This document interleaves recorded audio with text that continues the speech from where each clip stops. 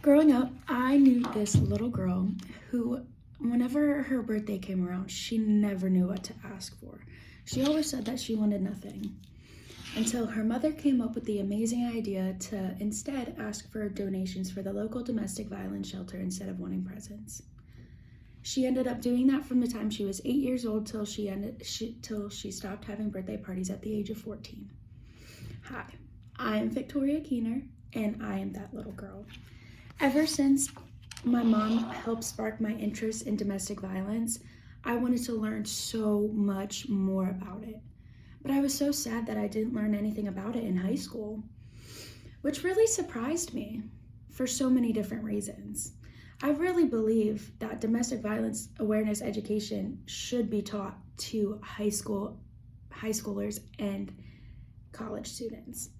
18 to 24-year-olds are the highest at risk to be in this type of relationship. And so many people don't even know that there are different types than just physical.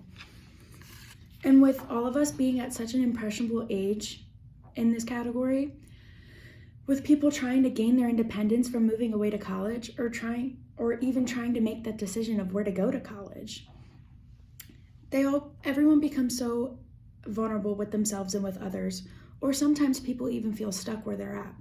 Teaching about domestic violence can help younger people become more aware and safe when making decisions in their life, especially in this age.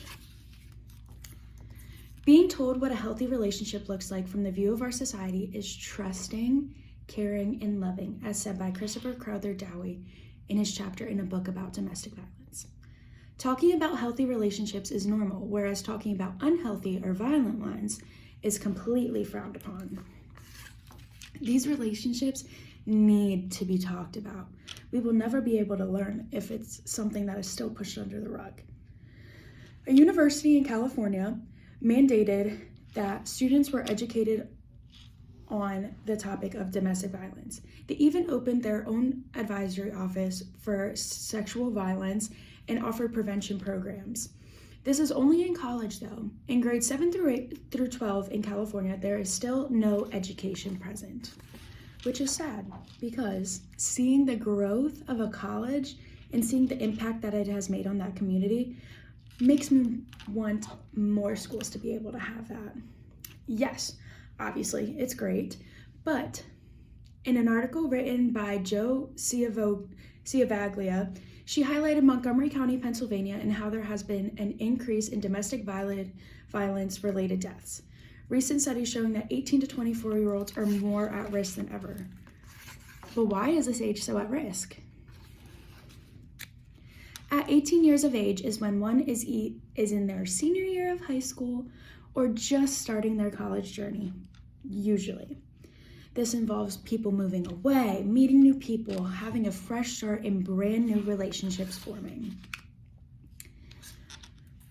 With all of that going on in the mind of someone just trying to figure out who they are, there's so much pressure from peers, with people talking about these body counts or losing their virginity and everything that they do within their relationship.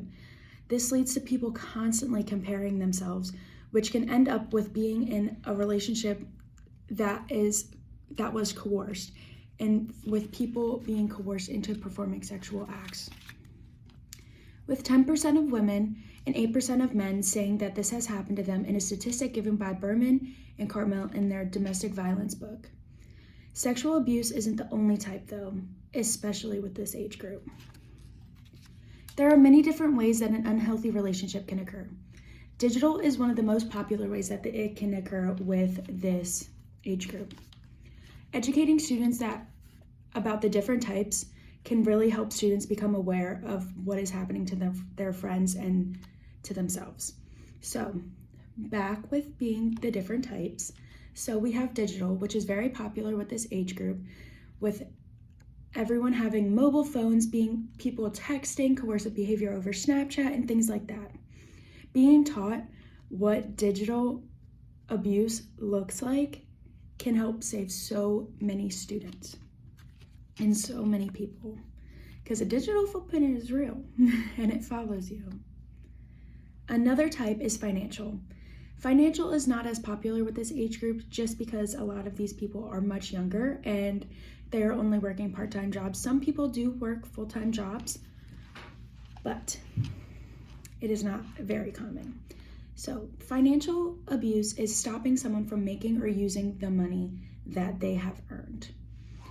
Another very popular one is emotional and verbal abuse, which shows itself through manipulation, belittling, degrading, and lowering someone's self-esteem so that they feel like they have to rely on that person.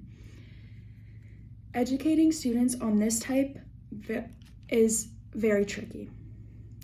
When you want to teach students about manipulation, you don't want to make it seem like you are manipulating them. Everything can get very tricky when teaching these topics, but that doesn't make it any less important. If anything, it makes it more important. One of the most subtle ways, but most impactful ways of abuse is psychological abuse. It has one of the most lasting effects, especially through gaslighting. Gaslighting is a very popular term with this age group and has become very popular with all of them. The type of abuse that we have all seen and known is physical abuse. So that involves hitting and choking. There's also sexual coercion that goes with it. There are so many different ways that I never even knew that were domestic violence, and some of those ways that I've even experienced myself. Having domestic violence education, a topic that is taught in schools, can help so many students from having these things impact them as well.